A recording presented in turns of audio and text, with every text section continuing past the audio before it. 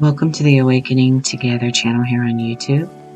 This is one of our live satsangs that take place in our sanctuary. If you want more information about our community, Awakening Together, then please visit our website, which is awakening-together.org. This time, a satsang with Liz Cronkite, where she was interviewed by Reverend Regina Dawn Akers. Enjoy the satsang. All right. Hello, everyone. And hello, Liz. I am here to interview Elizabeth Cronkite. It's funny. I don't really think of myself as an interviewer, but I'll tell you what I have done in preparation for this. I have read Liz's memoir. It's a memoir of Christ. A student of A Course in Miracles Awakens. I told her jokingly that I thought she put that subtitle there for me because I had once said I didn't know any students of A Course in Miracles that had awakened. And I knew that someone told her that. So I figured she's like, look here, Gina. She says, no. She didn't think of that, although she did hear that information. But this is her book, A Memoir of Christ, A Student of A Course in Miracles Awakens. So I've read the book, and then after I read the book, I went back through the book and I made some notes because, if you guys know my mind, it doesn't hold on to a thought. I could read a whole book and then afterwards not be able to tell you a thing that I read, even though I read it. So what I did in order to be able to interview is I went through and I noted certain pages with certain things that I thought really were of interest. We won't have time to go over all of them, but what I'm going to do is I'm just going to read like something from Liz's book that I thought was interesting. And then I'm going to ask Liz to kind of, comment on that. So I'll be reading very, very short passages and then say, tell us more about that, Liz. And we'll just see where this goes. So that's how I'm planning on doing this. Liz, why don't you pop on and say hi to everybody? Hello, can you hear me? I hear you. I don't see you. Let me click this remove spotlight button. Okay, say hi again. Hello. Can you hear me? See me? Yay. There we are. Okay. That's good. I want to see you. Okay, good. Yeah. All right. So welcome. Does that sound okay, Liz, what I'm planning? That sounds just fine. Thank you for having me. Oh, you're welcome. I love having you. Liz and I connected, about 3 months ago now, you think it was? I think, probably about that. Yeah. And spent some time chatting. We'd never done that before. We'd each heard of each other for years, right? Many years. And I interviewed you once several years ago. Yeah. And then we just got together informally and chatted a few months ago. So that was kind of fun. So I feel like in that way, I know her a little better now than before. So let's jump in. And actually, the first thing I have, Liz, is on page 1. And I want to read something from page 1 and page 32, and then I'm going to ask you to comment on it, okay?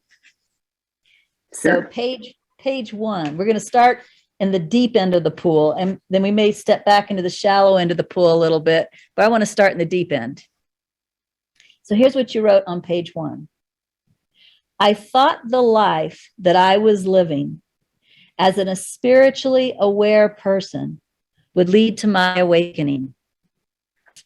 What I did not understand was that my experience as a spiritually aware person was an effect, not a cause. Funny, because in a way, I just quit teaching this. So isn't it funny? Yeah, I was listening to that. Yes. Yeah, it's the same thing. Yeah. Yeah. So maybe we'll just stop after I read this and not go to the other page yet. Again, I thought the life that I was living as a spiritually aware person would lead to my awakening. What I did not understand was that my experience as a spiritually aware person was an effect, not a cause. That life did not lead to the awareness, I am Christ.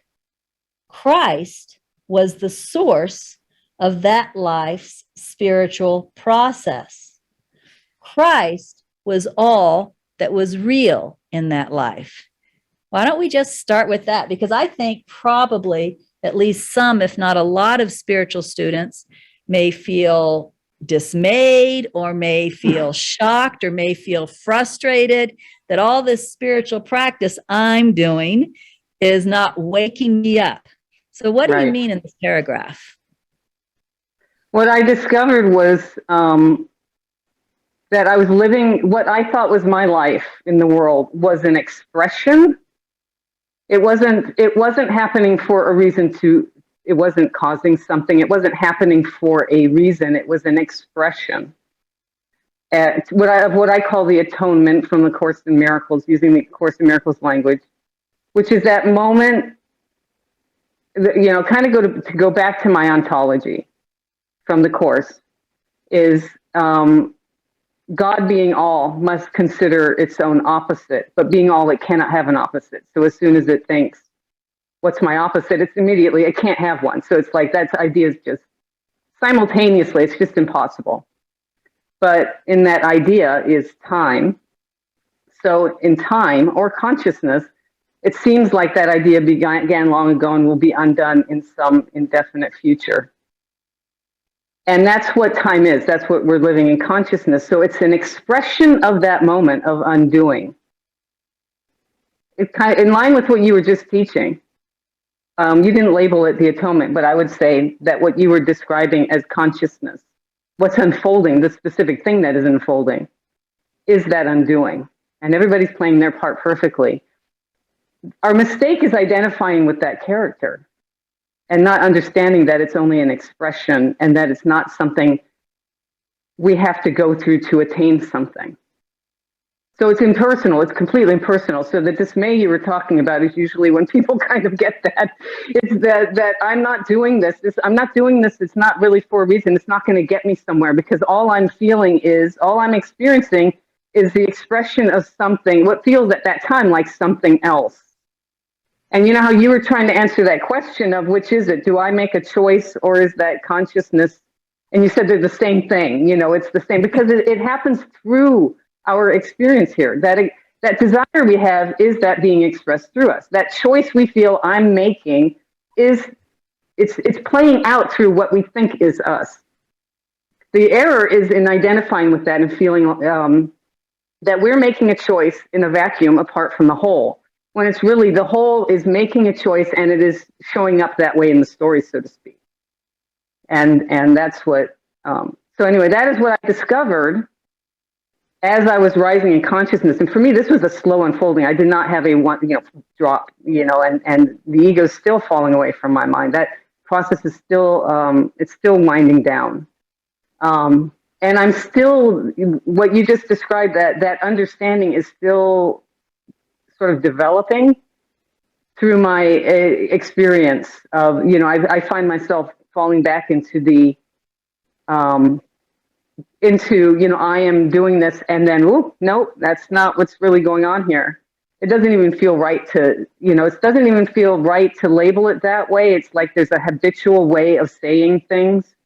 And certainly to people I talk to who are not on the path, I'm not going to, say, there's this choice being made through me. I'm going to say, I'm going to make this choice or what have you. But I have the understanding, and I can talk to people on the path that way about,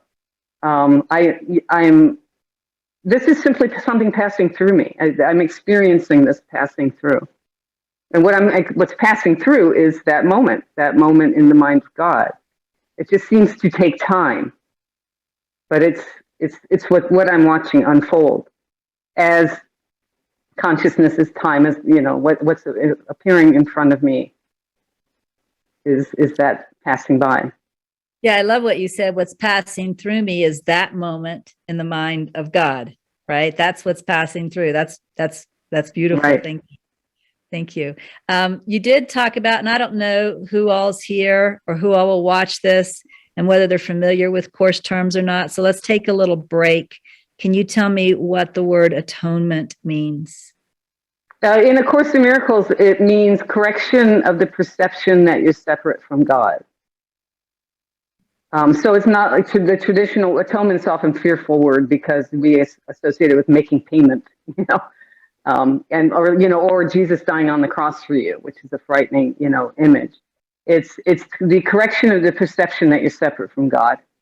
And so that's, that I did not see until this whole process started for me, that is what time is. That's what consciousness is. That's what this experience is. It's that moment spreading out over time.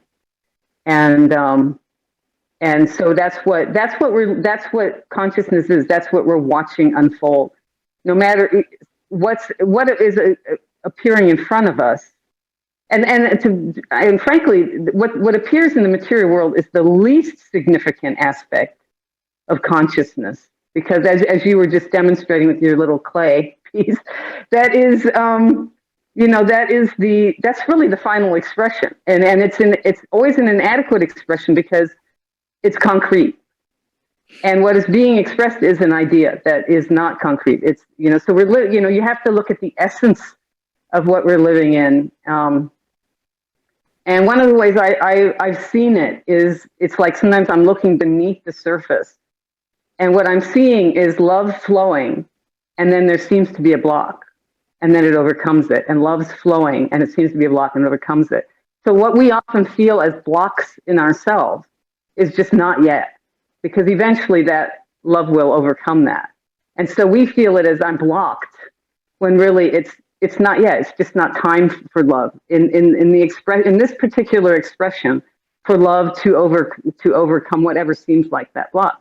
So we're living in the essence of the atonement, which goes on in our minds. It's not in the material world. That, again, that's the least significant. It's like, don't look at the material world to judge what's going on in the atonement, or really with you even, really. It's like that is the final expression of this.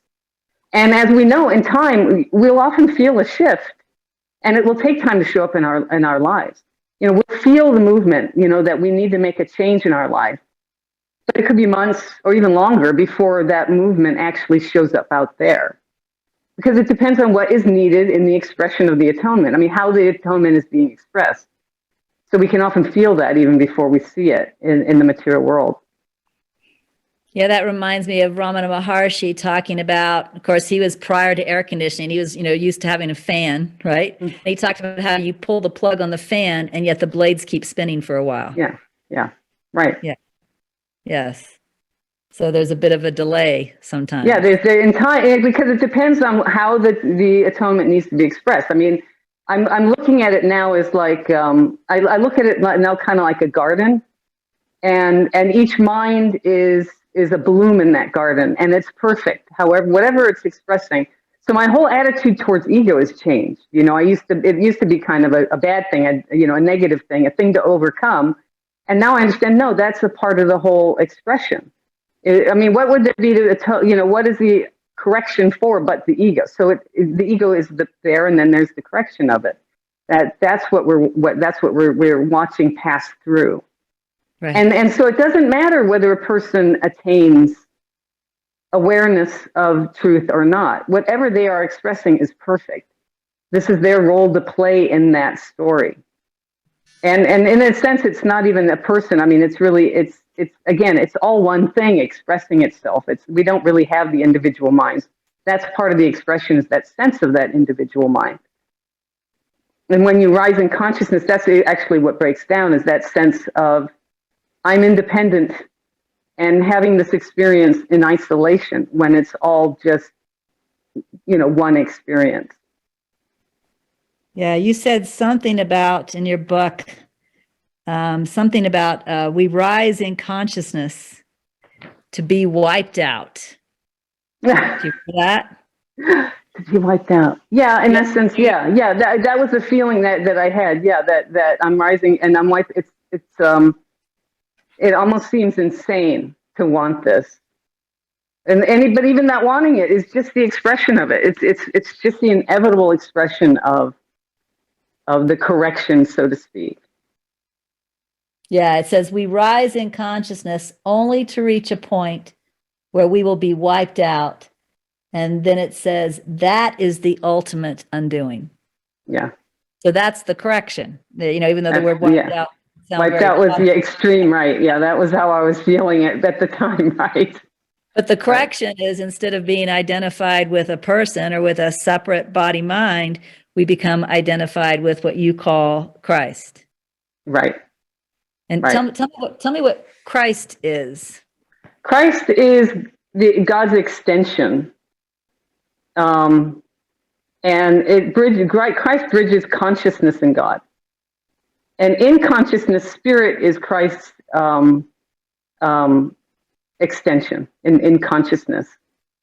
So spirit within consciousness, which is always split between ego and spirit.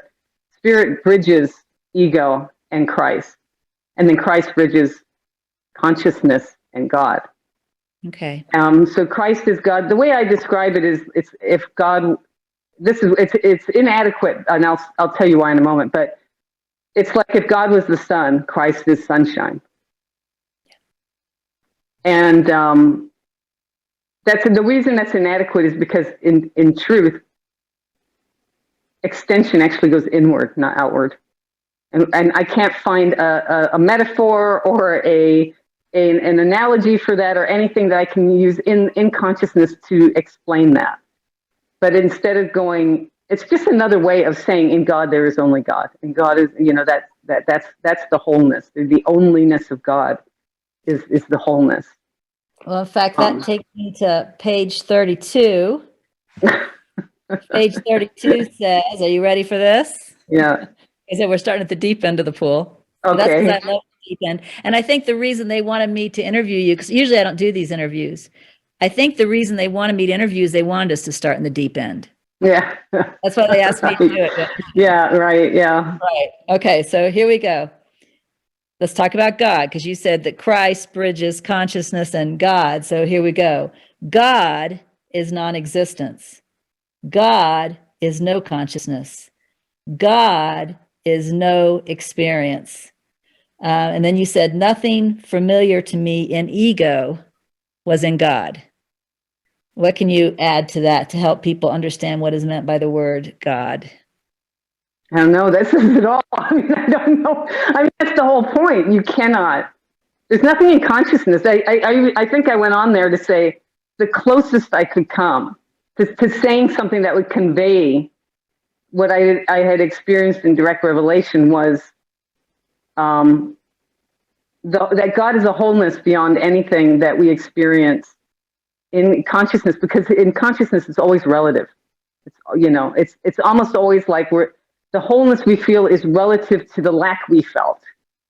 And in God, it's beyond that. The idea of lack isn't even there. The idea of this world isn't even there. And there's that sense of being wiped out, and the reason it feels so threatening. And, so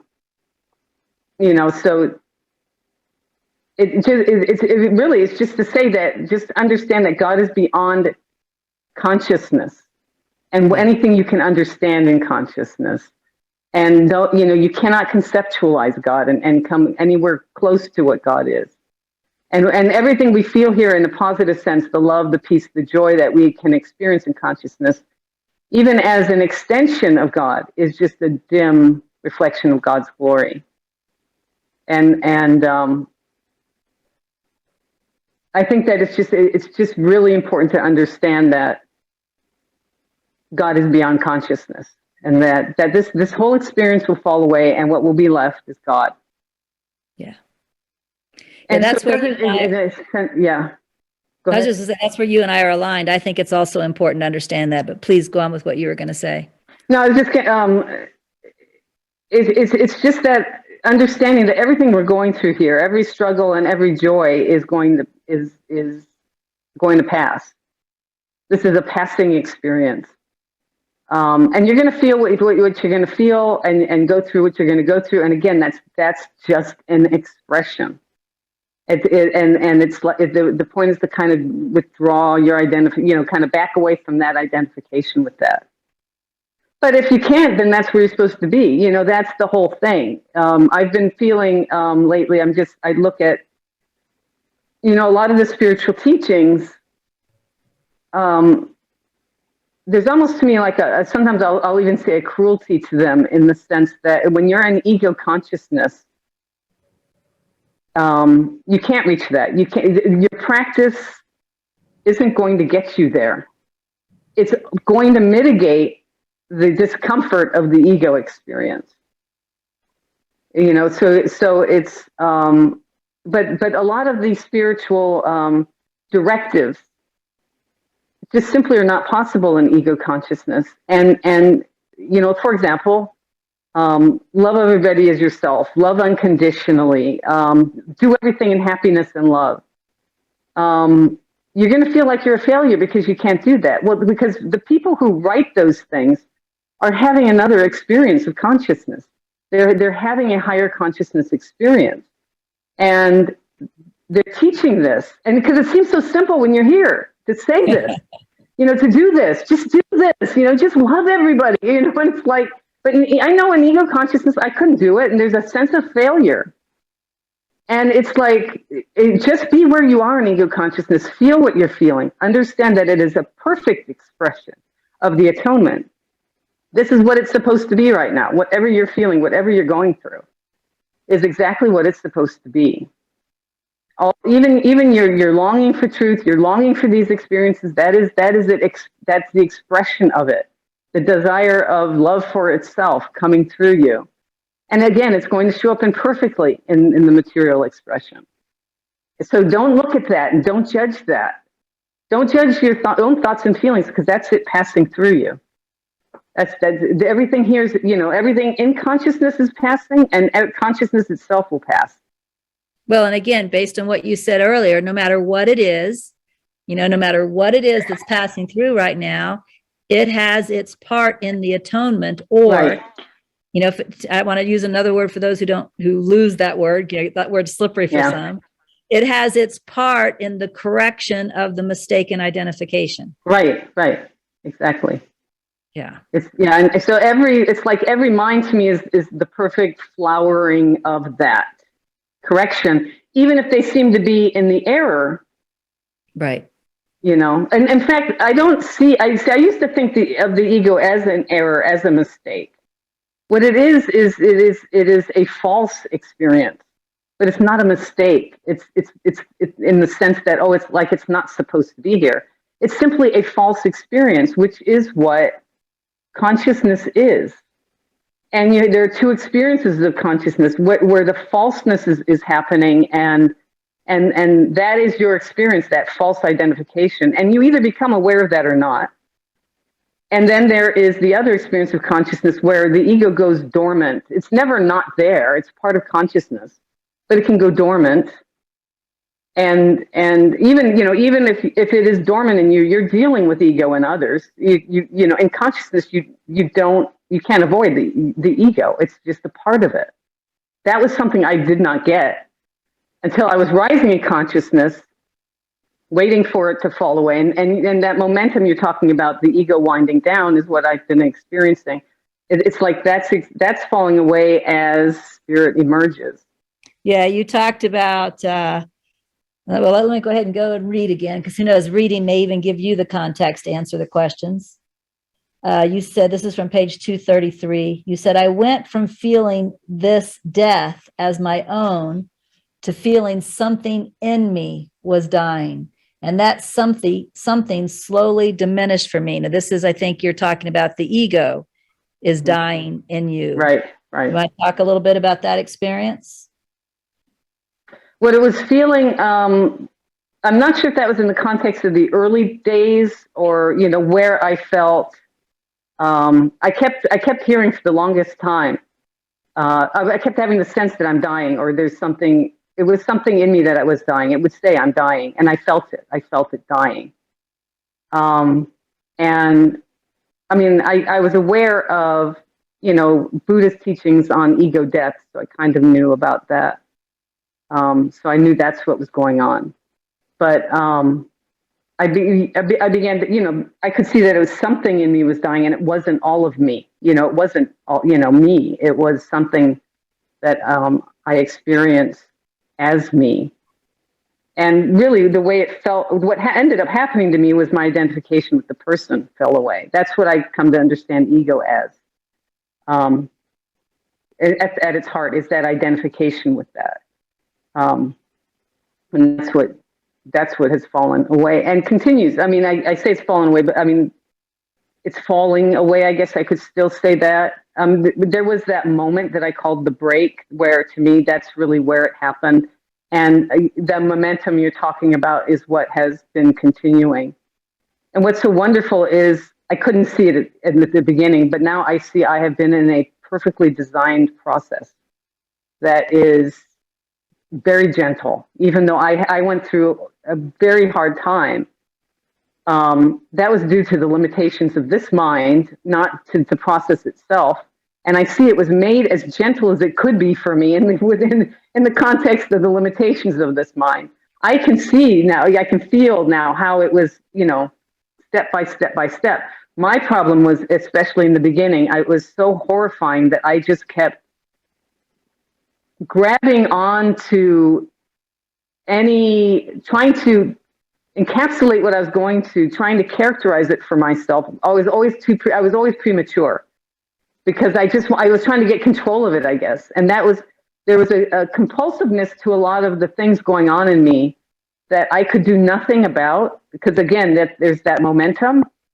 And so I just had to wait and watch.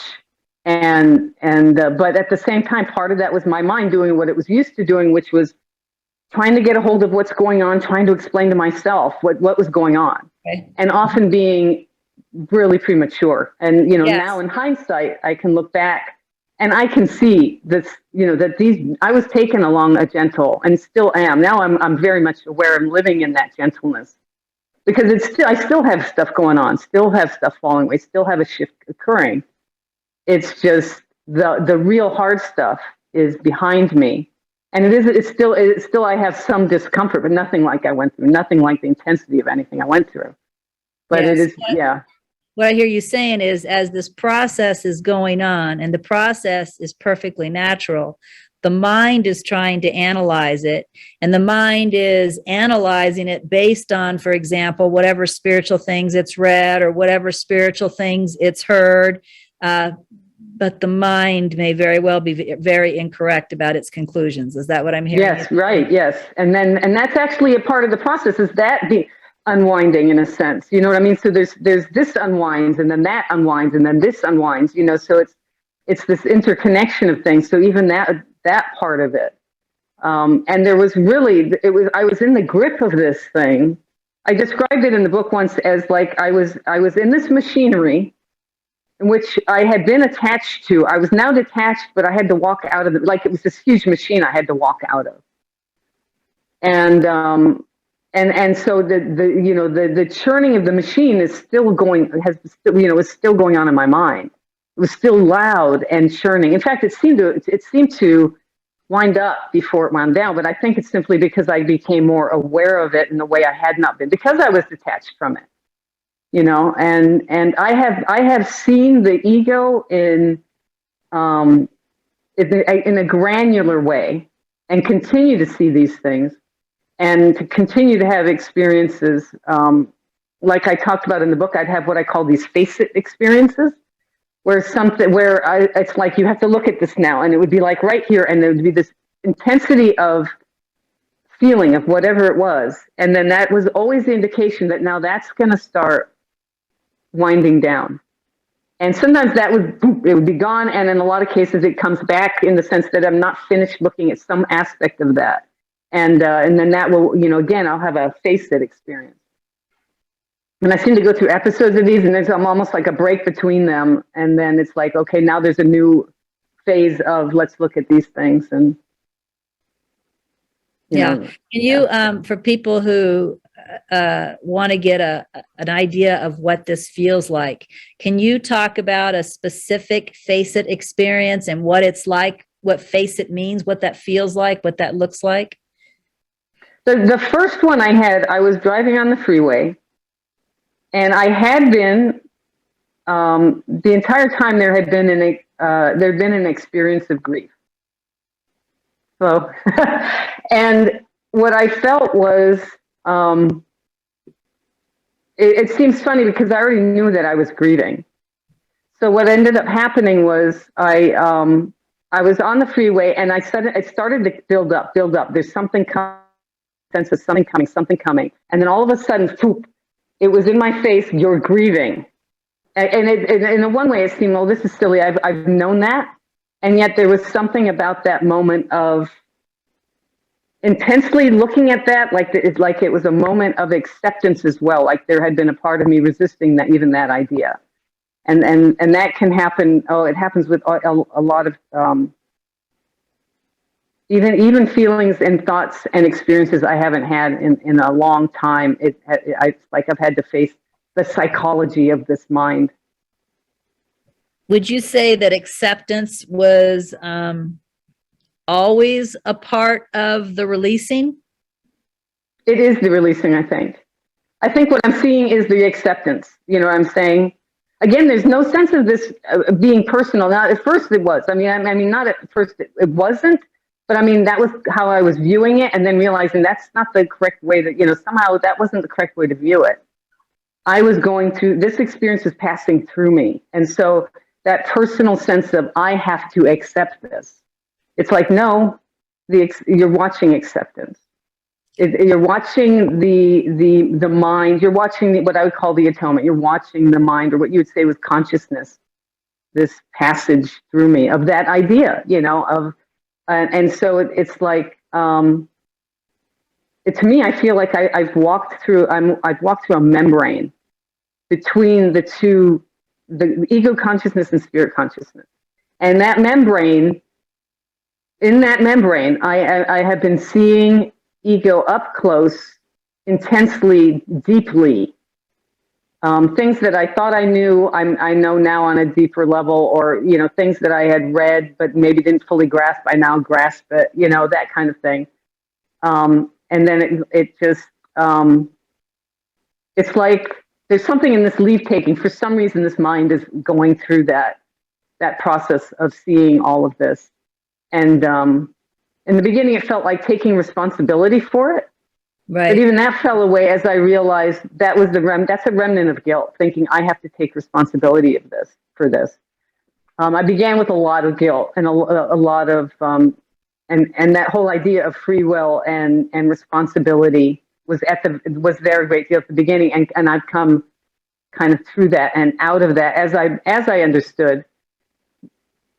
I'm not going through this. You know what I mean? There's no me, there's no I separate from the whole going through this. This Right. is just passing by. This is that story passing by. Yeah, this is what correction looks like right now. Yeah, right. Exactly. Yeah. Yeah. So let me ask you a couple of questions, and these aren't trick questions. If they sound like trick questions, I would never do that to you. They're just questions so that you can get the chance to clarify. First of all, you heard me joking about the title, about, I had said I never knew of a student of A Course in Miracles who'd awakened, and then you put it there, but that had nothing. Right. But anyway, the title is A Student of A Course in Miracle Awakens, or the subtitle. But also in your book, you commented, you used this language. You said, I am enlightened. And then you said, awake is beyond consciousness. Right. So in that sentence, you seem to be saying, I'm not awake. So you want to talk a little bit about awake? Yeah. I would actually use the word awakening. I'm not awake, I'm awakening, because it isn't complete until consciousness is gone. Consciousness is the dream, so what I am in an awakening dream, and that I am aware of the awakening. That's why I would use the word enlightened, in that the light is here and I can see, so I am enlightened as to what's going on within consciousness, what this is. I am awakening in that, and because of that, and that the ultimate, but at the same time, as soon as I say that there's that feeling of, yeah, there's no me here doing that. I mean, there's no, but it's just, operating in the world, that the language we have to use to talk with people, it's like, I don't, it sounds so phony when a teacher tries to use the most correct language when speaking with people, so that they don't, they don't misspeak, or they try to get it across, and it just, when we use it, it gets really awkward to talk that way with people. But, so I end up saying I am going through this, but I understand that what the I is, in a way that maybe the listener doesn't. Yeah. So another way to word it might be, correct me if I'm wrong, that you are awake within consciousness, but not yet awake beyond consciousness. Yeah, not ultimately awake, right? Right. Yeah. It's Yeah. awakened, it's an awakened dream, like when you're dreaming at night and you become aware that you're dreaming. Right. Yeah. And, so I have an awareness in the dream that I am dreaming, but am I fully awake? No, it's not the same as when I am fully awake. Even though I have that awareness, but it's kind of muffled by still being in the dream, it's not complete. Do you think And it's so, helpful yeah. to know the difference?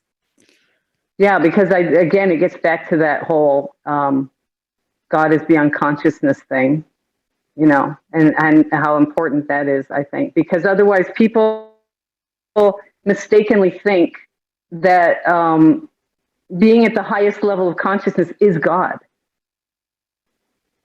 And so to me that, that means that there's dreaming there still going on without them being aware.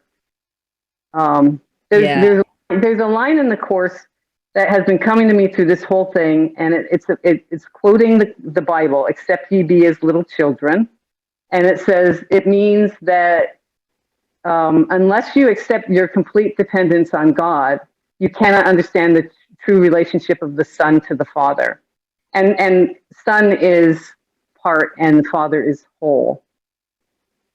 And what ends up happening to me, if you're in consciousness and you think you're God, you're an ego. That's still ego. Yeah, so you must be aware that it would be like sleeping at night and thinking you're fully awake. Right. Yeah, I was gonna say it's kind of like certainly you've risen in consciousness to a certain point. But if you are not aware of the fact that you're not fully awake, if you perceive this as fully awake, then you have a blind spot. Yeah. Where ego begins to get in again, because the dream is still there. And you're not admitting right. the dream is still there. Exactly. But there's some arrogance there. There's still some separation from truth, as it were, right? And it's in a sense, I see this sometimes even with new students. There's that first stage when we embark on this path, and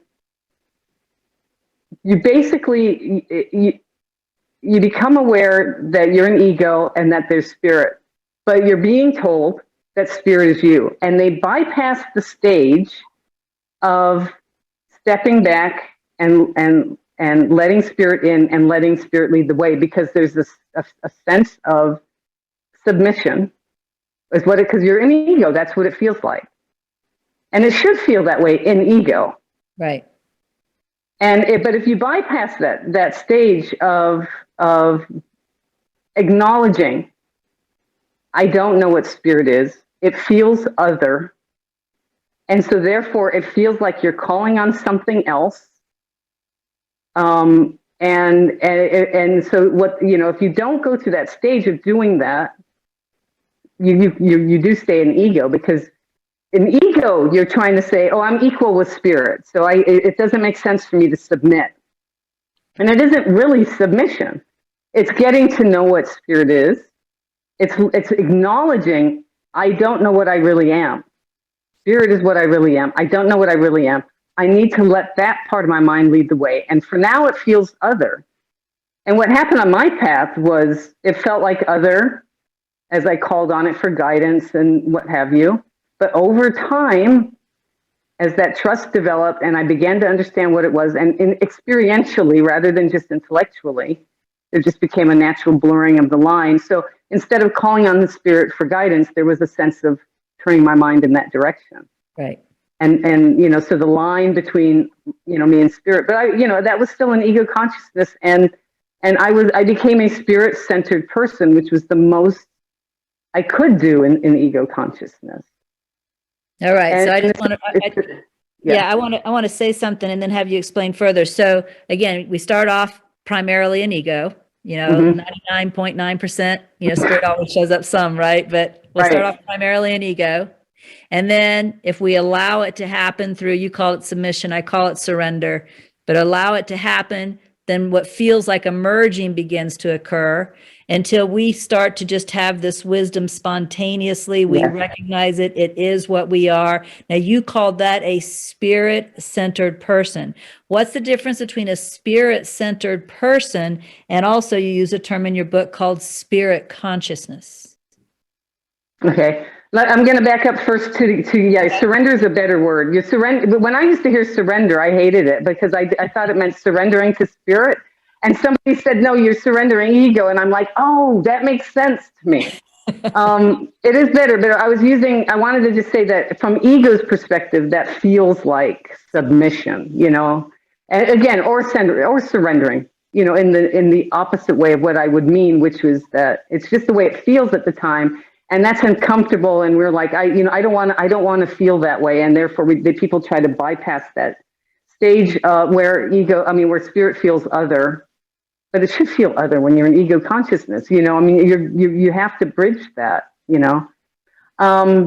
Okay, so a spirit-centered person is somebody still in ego consciousness, but has developed an awareness of spirit, to know that that's reality, but it's still, you know, in going through all the identifying with the person still, no matter how much they may know and intellectually, and have had experiences that shows them that this isn't reality. You're still in that. And that's what happened to me at the break. I went from being a spirit-centered person to spirit consciousness. And that's what I am still learning, or I think discovering is a better word. That's what I'm still discovering, is exactly how that shows up. One way is, the best way I know how it feels like it's a wholly different way of seeing, but I am in a different dimension. And the thing is, I rose to this slowly. I mean, I was actually in it before the break, in the sense that it was really surrounding me. And I was having these new insights about, again, about everything being predetermined and everything we started the conversation with. It was like this awareness was coming. I could see it was higher awareness. I could feel that, but I hadn't quite tipped over until the break, is when my identification with the person went away. That whole life fell away, and you know, and ever since then, the ego's been winding down, and that the awareness of myself as spirit, that new way of seeing, this new dimension I'm in, has been growing. Okay. And I've been discovering what it means. So would that be the equivalent then of what the Course calls the real world, this way of seeing? Yes. Yeah. So again, because I'm a teacher, I review, this is what teachers do, pardon my questioning. So, again. You're pedantic. There you go. So again, we start off primarily ego consciousness. And then as we rise, we still are identified with the person, but now, you know, however we experience it, we're able to maybe recognize ego and disregard it, recognize spirit, listen to it, and we're a spirit-centered person. And then I'm going to get back to this term in a moment, but you called it the break. The break is where you broke from identification with the person. And so now, instead of being a person primarily listening to spirit, instead of a person primarily listening to ego, you now, you know, the feeling is, of course, this is always true, but the feeling is now I am spirit. Is this what we're hearing? Right. And yes, and discovering and feeling that other identification fall away, like it was a clothing, you know, like it was something that I was encased in, falling away. And as it does, like I said, I've been watching it in great detail. I mean, seeing exactly, you know, seeing what it was, seeing exactly what it was, having new experiences. The first experience of it was, if you'll remember in my book, and this was it began a few years before the break, the feeling of being a ghost in the world was how I described it. I didn't even fully know what that meant at the time. I didn't realize I was experiencing myself as spirit, but that's kind of what it's being in a new dimension, being in a whole new relationship to the material world. I'm still discovering what the heck that means. And another aspect of that has to do with and one way to put it is the way ego thinks is with judgment, and the way that through spirit I see. Right. So it's like there's no thinking involved in that, even though the seeing may lead to thinking. Right. It's the thinking isn't producing the way I see, so the judgment, what the Course always says, the last thing you have, and it says it can take a while for this to happen, is you have to learn to not judge. Again, see, this is, again, we're back to spiritual teachings, and something that I've been thinking about a lot is that the way that things can be worded like that I have to learn to not judge. It sounds like I have to learn to not judge, like me, an individual, has to learn to not judge, when actually that is just simply what is occurring. What is occurring is that is falling away as the seeing emerges from behind all that, the false way of seeing, which was judgment. Yeah. And I think I remember, please, if I'm wrong, feel free to correct me, but I think I remember reading something in the book, like, prior to realizing spirit consciousness, somewhere you read something where it referred to spirit consciousness as a stage, and you didn't understand that. And now, because a stage has a beginning and an end, and now you understand that spirit consciousness is a stage. In other words, it's not the final destination, right? Why is spirit consciousness a stage? We're basically saying the same, what we were saying before about not God. I mean, that isn't the end. That is the beginning of the end of consciousness, which I think is what kind of hit me, not really in my full conscious awareness, right after the break, there was the hugeness of something occurring. And I think what I understood was I was experiencing and Bernadette Roberts is the one who clarified this for me, was that I was entering what she calls the unitist state, which she eventually discovered was the beginning of the end of consciousness. So the ego ending isn't the end. It's the beginning of the end of consciousness, because after ego falls, eventually consciousness, the whole must fall. And so all I'm entering to is a different state of consciousness that more reflects truth or God, but that isn't truth itself. That isn't God. Right. So all of consciousness, even the highest levels of consciousness, are right. still. Yeah. Right. Yeah. I think is very important for people to know. Again, I think this is why they wanted me to interview you. They wanted us to hammer this point over and over. And it is dismaying to learn that when if you don't. And when did I first see that? I mean, it was.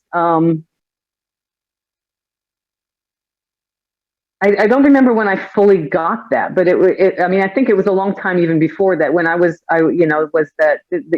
this was, all of consciousness was going to have to fall away. I mean, that wasn't it. That wasn't the end. That, it continues. There's something that continues.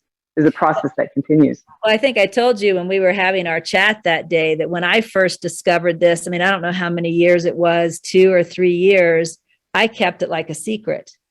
Right. I didn't tell people because I had this fear, I suppose. I don't know why it was any of my business at the time, but I guess I thought it was. I had this fear that if I told people the truth as I had discovered it, they would quit the spiritual path, because of course the ego doesn't want the truth. And most people are still more attached to ego. At some point, I just started sharing it. I can't tell you why. I can't even tell you when.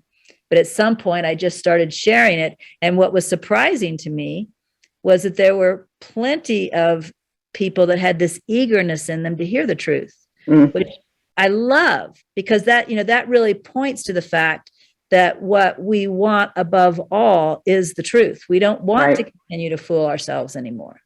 Yeah. Yeah. And I've had people that told me, that they sensed it. Even these are people that sometimes are just barely, they're new to the path or what have you. And they've said, I've always thought there was something missing from those other teachings that seem to indicate that if I got to this la-di-da consciousness, I'd be there. And they said, I always just sensed something was missing, so people do sense it. They do feel it. And so, but there's the flip side of it is it does take a lot of the pressure off from the need to perfect consciousness, to reach a perfect consciousness. Now, some people, they want that, but others will, but others are thrown off. And as I was thrown off because I had been really seeking, even though in a sense I already knew that in my actual practice and what was actually going on with me was pursuing a better state of consciousness. But it does take the pressure off when you realize, and just as it takes the pressure off, some people are just made to learn that this is just an expression. That this is temporary. And it's temporary, and that it's predetermined. They don't, it's like, no, this is, but other people find the relief in that. It's like, oh God, I don't have to attain that. Thank God, I can just be wherever I am in the now, and not be worrying about having to perfect my consciousness to get there. Like, no matter what you are, you're the perfect flowering of what I call the atonement. Right. The perfect flowering of that. That's playing that part perfectly. There is no individual mind, soul, spirit that is going through a process. It's one whole picture. Right. It's like a puzzle, and each piece of the puzzle is absolutely perfect as it is. And it's all right here, right now, and you just be the piece of the puzzle that you are, and you're perfect, no matter what it is. Even if it's somebody who never, is a kind of what we would consider like the lowest level of ego consciousness, is playing their part perfectly. Right. I noticed that Joe put a quote. I know it's a quote because I've read it before. He didn't say who it was from, so I don't remember that. But it says, "You will know the truth, and it will set you free. But first, it will piss you off." Lovely water bottle, by the way. That's true. It's the cover. Yes. That's very nice. Amazon. So you've talked about the break a few times, and I think I mentioned it was the break of identification with the person. But do you want to talk a little bit about the break, the experience you call the break? Yeah. Let me think of it. What kind of led up to it? I had been going through this death feeling, and it had been going on for a few years, really. And then I reached the state that I call the barrenness, where everything felt very barren and dry and gray. And it was a part of me and me. It was not my whole life. I was happy in my material life. It was something in me. There was like a dead, barren spot in me. And I just lived with it because what could I do with it? I just, okay, I'm in some process. We'll see what this is. And then in 2017, about the spring of 2017, this spaciousness came to my mind. It's almost like it replaced the barrenness, this beautiful, lovely, wonderful spaciousness. I just loved basking in it. And then one day, soon after that, it was like this light broke into my mind, which I now identify as Christ. And on the heels of that came a book of fiction, which I called A Good Woman, and it was a love story. And I totally understood it was an allegory for what I was going through, and it was full of all sorts of symbolism for me. In fact, the main character's name was Allie, and one day I caught on, Allie Gory, okay. I had all sorts of symbols and communications to myself in it. It wouldn't mean anything to anybody else, it just, and the story's mundane. Even though it came on this glorious light of love, and I felt every chakra in my body open up, and I never even, had anything to do with chakras, but it was like all this opening up, all of this light, in this beautiful, glorious, wonderful light. This story just came to me and just flowed through me, even though it was very mundane. And I knew that nobody reading it would get to have the light I was experiencing. It was a total expression of that. And I knew this was the holy relationship that I had been hoping would return because I had experienced it when I was young. By which I mean, I call it it's the vision of the holy relationship, which is the vision of oneness, which I now understand is the vision of Christ. And it's that golden light that is, to me, is Christ. That happened in August. At the same time, a woman named Hannah was having her own experiences of the golden in that August when I was having it. She had been on my blog site. She became a client. I really never gave her much thought, and then we became. She told me she had feelings for me, romantic feelings, and I was married, and she felt it was safe to tell me because I was happily married. She knew this couldn't threaten my marriage. And I thought, well, it's transference. This happens with therapists and life coaches and any kind of counselor. You can have this feeling of when you start to feel better about yourself, you transfer it, you project it basically onto the therapist and think they're the source or what have you. And I've had it happen before. So I just told her, it's just transference. She didn't think so, but she took my word for it. And then she stopped working with me for a while because she was awkward about her feelings for me, and then she came back. At some point, she told me she felt we were meant to be more than mentor and mentee. And I said, okay, we can be friends. I had another client who'd become a friend. That's fine. I just wasn't giving her any thought. I said, that's fine. We can become friends. And she thought, hey, friends isn't quite right. But she didn't know. She didn't know what she was feeling. I have to explain, she's an empath and can often see things and see things in the future and what have you. So she thought, that's not quite right, but she would go with it because she couldn't describe what she was seeing. So we became friends, and we actually ended up bonding over my book. As I did, he explained to her about the book, and she read it, and we talked about it. And we ended up bonding, and we became friends. And that was like in the fall of 2017.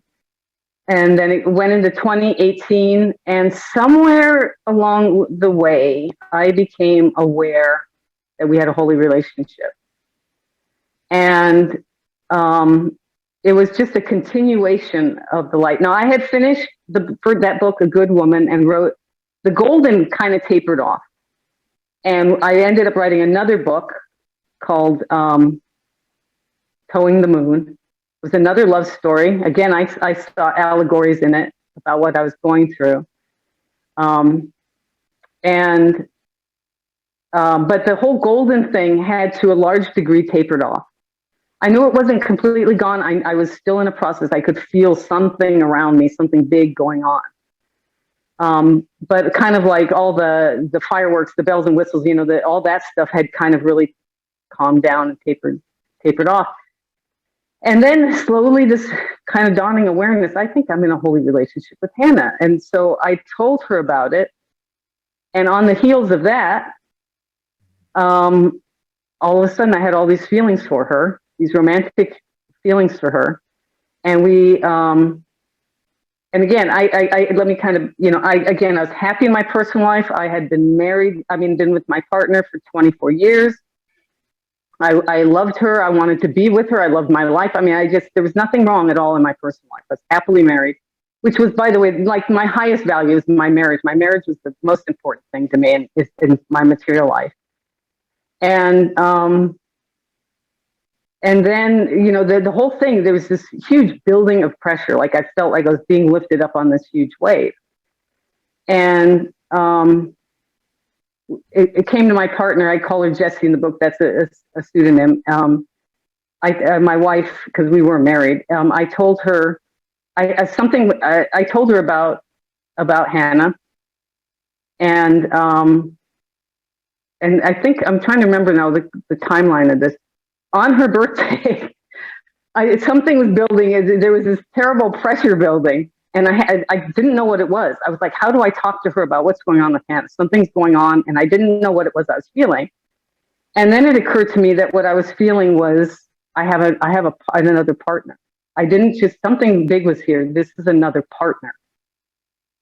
And so I ended up telling her. And after I told her, I thought, okay, the pressure should be off. I should be relieved now. And instead, everything was worse. I knew now that something really huge was going on. We went into a bookstore. Now, I have to tell you, Jessie and I talked. We sat in the car after dinner. We talked. She was threatened. Security was her biggest security in the relationship was her biggest value. And I had rocked, we referred to it as our marital boat was rocked, but we'd been through a lot. We were very strong. We were going to get through this together. And so we go into a bookstore to walk around. Now I'm processing all of this, and I'm like, why am I not feeling relieved? There's something really huge going on. I mean, I'm just terrified at this point. It's just awful stuff going on. And then we started talking in terms of, okay, let's have a kind of open relationship where I was involved. I had something going on with Hannah where that would be the holy relationship. And the way I would put it, I would be down here on the ground with Jesse, but up in the ether with Hannah, because I was so with her in the ether. And, but that kept building. And my personal life, the material life kept diminishing in importance, and the other life kept growing. And anyway, I ended up in this terrible struggle. And then one day, in the midst of all of this, I'm sitting out back. I've got my laptop and I'm reading the news on my lap, and I'm sitting on the lounger, and suddenly, I'm just kind of in the back of my mind. I'm thinking about everything going on with Jesse and with Hannah, and then all of a sudden, I just felt hurled upward in consciousness and out towards Australia, which is where Hannah is. And what went through my mind is, and I saw Hannah's face, and it was truest wife, truest partner. And I thought, but I have a wife. And that's the moment I consider the break. That life ended, and this new life began. Okay. So I spent 2 agonizing months in conflict, trying to hold on to the life that I had been in, as I felt lifted on this huge wave into the new life. And that's the moment, that's the moment to me where my personal identification fell away. That's really what that life was.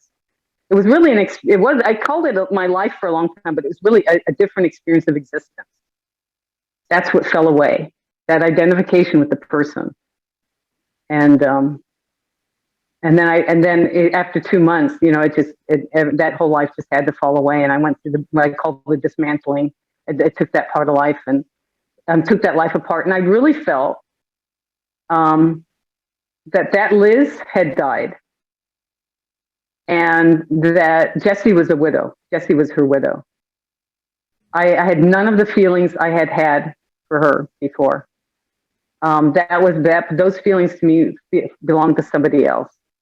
That was one of the oddest. I cannot explain to you how important Jessie was to that Liz, and that life, that marriage was to that Liz, and I had none of that. That life was over. That Liz died. To me, that is when the death happened. Now, after the break came what you called the dark passage, and you went through a lot of this when you were with Hannah. So do you want to talk about the dark passage? Well, it's a lot of what I was talking about, seeing the ego. It was just, it's funny. It's hard for me to recall now, but I know how deep and dark it was. And I knew this would happen too. I said, one day I'm going to look back and I'm not going to be able to recall it. But I so wanted to get there. It was awful. The hardest, I knew I was in the passage. I knew I'd come into the light. What I didn't know was how long it was going to last. And that was the most uncomfortable thing. And I was dying. I mean, that's the only way I know I can, looking back, it was, that whole experience of existence, that whole thought system was falling away. And like I said, it seemed to accelerate at time. When I got to Australia with Hannah, I was in grief on multiple levels and full of anger. And it was a darkness that was not a depression. It was a fundamental darkness, the fundamental darkness at the very depths of ego. And went through, and in the midst of those experiences, of that overall experience of the dying, I also had Christ experiences. And there was often a sense of the way it ebb and flow, like there'd be this flow of light and then it would ebb, and this flow of light and then it would ebb, and I was more in the ebb than in the flow. And that began really, the dark passage, and that continued to when I got back to the U.S. I was still in it. And then eventually came the face it experiences, which now in hindsight I recognize as the beginning of the end of that. Right. Yeah, it's interesting, Liz, because, and of course, in some level, even though you and I have never talked, we've always known this. I mean, I hear comments come to me, things you said, and I know you hear things I've said. So, we've always known that there was sort of a kind of a walking together happening. And it's interesting because we've had a lot of the same experiences, but some of them in different orders. And I want to point this out to people so they don't think things have to happen in a certain order. Yeah, exactly. Right. Like I totally understand your experience of ego person, spirit consciousness. Of course, I've also had my own insights or experiences that are not experiences into beyond consciousness. So I know that. But I also had this holy relationship. Mine was with someone named Laurent, and many of the people here know the stories. I went through my darkest time in my relationship with Laurent. But what was interesting for me is that was much earlier for me. Yeah. So, and much later for you. And I think that's just what I want to point out is we both went through the same things. For some reason, I went through all of that darkness. I call the first 5 years of my spiritual path the purification period. Yeah. And then since then, everything has been much easier. There's still learning, there's still realizing, there's still seeing, there's still awakening, and there's still this continuation. But the hard part was over early. For you, it came much later, but you still went through the same thing.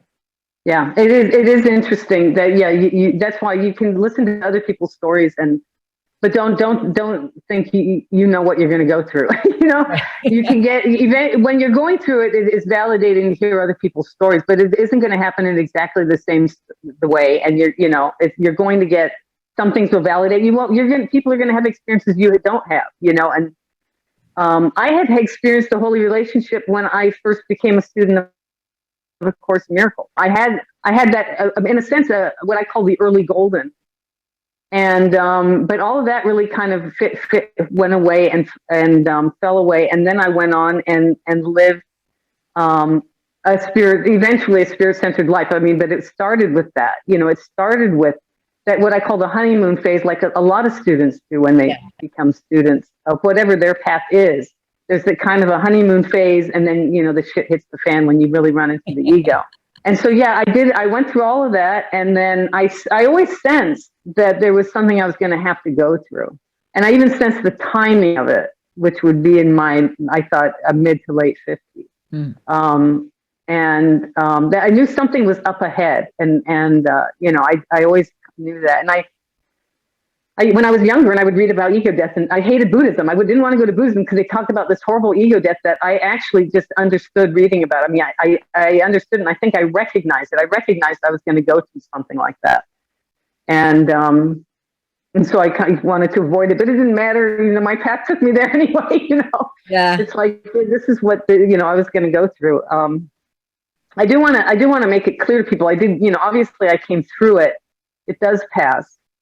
In the process of going through it, it was, basically seeing that there was nothing to fear in the darkness. So even now, when anything, faintly in that direction comes up, it's like, oh, you're okay. So there's nothing to fear in fear. There's nothing to fear about fear. There's nothing to fear about the darkness. That's what you learn. I mean, that's what you learn. That is exactly what you learn. But you can't, as many, I'm sure I read that, I read that, but until you do go through it yourself and you face it. And that's really what it is. It's actually facing these ideas that on some level are, and I've had an insight the other day about beliefs. They're not personal. I would have thought that, I had this personal belief. And one of the things I've had the experience, part of when I went through the darkness, there was a part of it where I felt like I was feeling things that weren't for me alone. that I was feeling a fear that was universal, that wasn't mine alone. I even heard what I consider like a cosmic screaming going on in my mind that I felt was not, it wasn't coming from out. By that, I mean, it wasn't coming out of Liz's psychology. You know, in ego identification, the darkness we go through is psychological. It has to do with our story, our past. I mean, it is the guilt, it is the fear, but it takes that form of our personal story. I was going through the generic, I was going through the actual thing rather than the psychological forms of it, and seeing it in its, like I said, in a granular way. And in the process, learning, oh, okay, I can get through this. This passes. I hit bottom when I was faced with fear of non-existence, and thought I saw that I had a choice. I could go insane because I wasn't going to kill myself, and nothing was going to kill me. So I could go insane, or I could just go on and not go insane. And again, it seems like a personal choice, but in that moment, I just saw that I wasn't going to go that direction. But the only remedy ego had at that point was for me to go insane, because it couldn't kill me. Right. It's so funny. Again, so many words that pass through your lips have passed through mine. So again, it's really, I think probably your particular path, the specifics of it are more like mine than any other path I've run across. So yeah. It's really quite interesting. Yeah. Even though there's still some differences. It's the differences and timing is different, but yeah, the things that we've gone, yeah. Yeah, it's just more similar. And in fact, even what you said a moment ago about you can't really remember the darkness. I can't either. Yeah. In fact, what I remember most is having told this story before. Yeah. Right? Yeah. I can't remember the actual experience. And you also said something, I think, somewhere in your book, and I remember Bernadette Roberts saying the same thing, that when you started writing your memoir, you knew you had to write it while you could still remember it. Yeah. Yeah. Because, that passed for me. And historically, when I wrote my books, it was always when I was I was consolidating my learning on it, and it was passing for me. So I would write the book and really kind of be done with that, so to speak, and then move on to whatever else. And this was unusual in that I was still going through it when I wrote it. Now, the first part of the book, which was my previous life, what I call Liz of yore, my Liz of yore life. It was that part was actually fairly easy to write because I was done with that. The second part, I was going through it as I wrote it. I was still pretty dark by the time I finished the book. To me, the most significant part of it is in the afterword, where I talk about an experience. I didn't call it this in the book, but I came to refer to it as the cosmic chuckle. It was an experience of this laughter. I was thinking about all the darkness I'd been through. And what came up was this bubble of, it was more than joy. It's more pure than any joy I'd ever felt. It was this pure laughter, this chuckle of, you're so silly. That's how it came to me. Oh, you're just so silly. And I just washed it all away.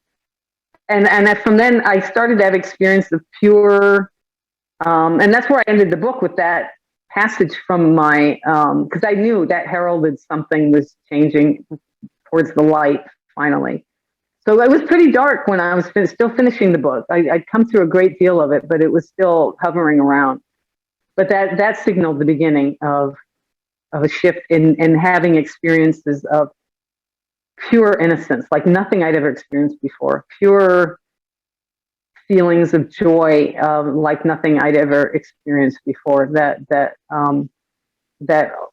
they come to beyond consciousness. There's just nothing that pure in consciousness, And it just, what the Course would consider pure forgiveness, just wiping it all out in that moment, just saying, oh, this is so silly, and feeling it. I mean, I'm not just saying I heard a voice say this. I mean, I'm just feeling the utter silliness and nothingness of it. And those moments would come, and I eventually I called it the cosmic chuckle, and eventually, to me, that's Christ that I was experiencing, and I came to the Joker now has become in a card deck. The Joker has become a symbol of Christ for me. Mm. And why is that? Because of this what I get is almost this image, the laughter, and getting almost this image of a tumbling harlequin. Oh, okay. And kind of in the background, just just joyfully laughing, and no, there's no cruelty, no harshness in it, no mocking, nothing like that. Just feeling just the total relief of guilt, of fear and guilt, and all of that. Just the pure innocence, and feeling that as my reality. All right. One thing I want to do, because we're almost out of time, is I just want to see if there's somebody here that has a burning question for you, because if they do, I want to give them that opportunity to ask their question while you're still here with us. So does anybody have a question for Liz? If so, please put up your electronic hand would be best, because my screen is too big. I mean, you guys are spread over 2 screens.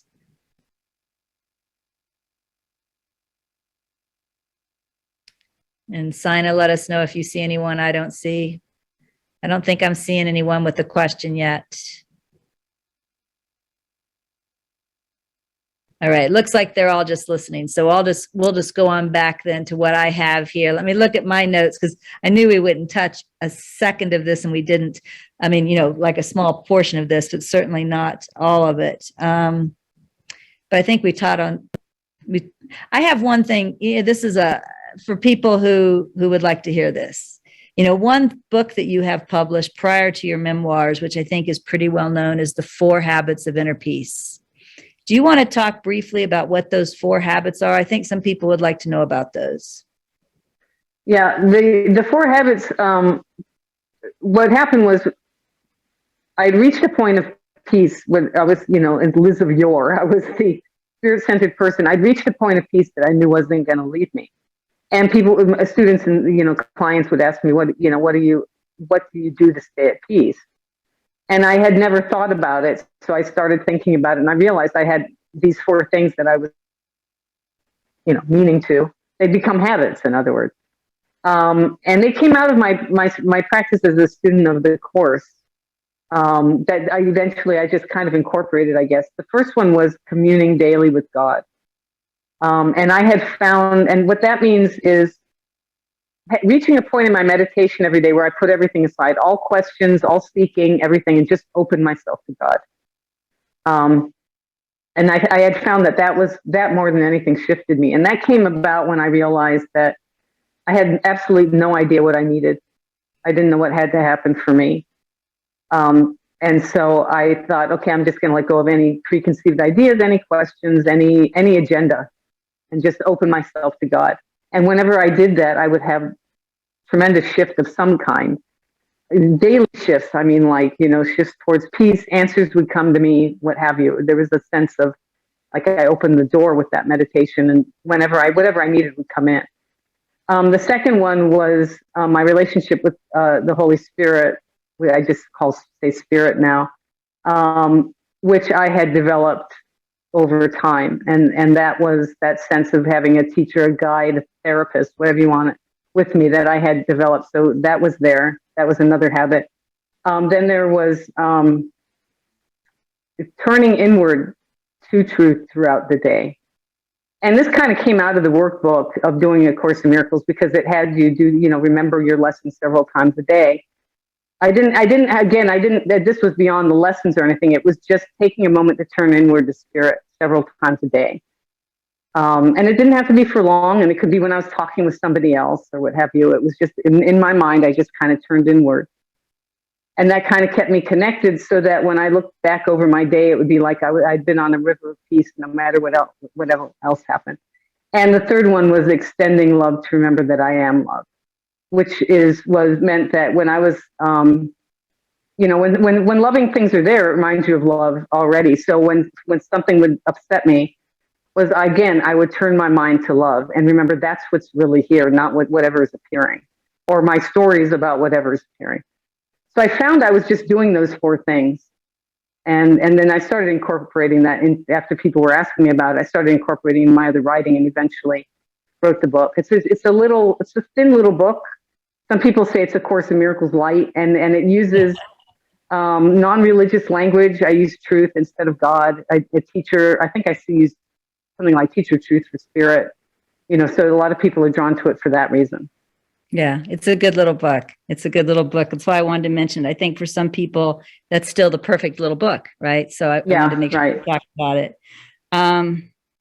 Let's see, what else do I want? Oh, I know what else I want to talk about.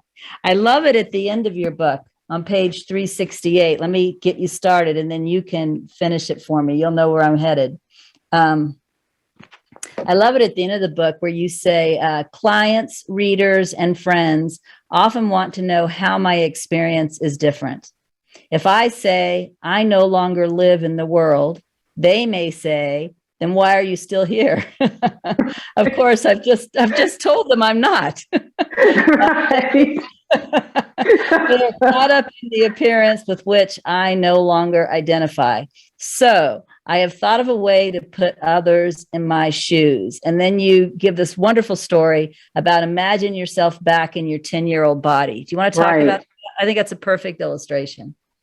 Let's see if I can remember it. Yeah, it is. It's like, think about going back into your 10-year-old body and how you wouldn't really be there, but you would appear to everybody else to still be. Everybody's going to see a 10-year-old. They're going to respond to you as a 10-year-old. The other 10-year-olds are going to identify with you. The adults are going to treat you like a 10-year-old, but you're going to know that's not you. That's not what you are. And eventually you're going to catch on that you still have to communicate with others in a way that is like you're a 10-year-old, because other 10-year-olds are going to see that you're wiser or what have you. Or even adults will say, what a wise young child. But then nobody's going to really understand that you are different, that you are no longer that 10-year-old. And that's very much what it's like, is I know people look at me and they see Liz and they see the Liz they've known, or if they just meet me, they see this person and have all sorts of ideas based on their own past and whoever I resemble to them or whatever. I know all the projections that are going to go on, but I cannot explain to people that I'm not here. This is what I mean by I'm in a different dimension. And I'm still discovering it, but I'm also still acclimating to it. So to some degree, I have acclimated to it, and some of that now parts of it I take for granted that before it was still so new and startling and shocking. But there's still a lot of that I'm discovering and watching as the material world fades in significance. For me. Yeah, I know. I think that was an excellent example that if your adult mind went into a 10-year-old body and everybody saw a 10-year-old. And if you tell them, if you're a 10-year-old telling them, look, I'm not a 10-year-old, I'm an adult, they're going to think you're nuts and throw you in. That's right. And the same thing, if you think about people, when people shift consciousness, if they share, you can share with people on like paths, but if you went out and shared in general what I'm experiencing, people are going to think I'm nuts. And when I was going through what I was going through and telling people what I was going through, they would have thought I was nuts. Absolutely. And, especially, allowing yourself to go through what you called the dark passage. No sane person would do that. Right. But what's happening is, as you mentioned, that also was a break. You were breaking away from being the person, breaking away from all those prior beliefs. Right. And that sense that it was that I had any choice in it, or, that was it. I had to just let go, because I could have held on to that and made it, but it would have made it worse. And I understood that.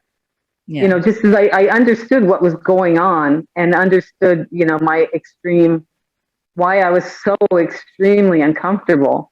Understood that I had been on a path, and at one point I had wanted it, although suddenly there was a feeling, wait a minute, this is what I signed up for, when at the same time I knew it was exactly what I signed up for. And I had always known it was, I always knew I was going to have to go through something like this, or that it was likely, not that I necessarily would, but that if I was going to go have a shift in consciousness, it was going to be, there's going to be some rocky. Very, very few people have like a Jan Fraser experience where they wake up the next day and they're there and they only have to acclimate for 18 months.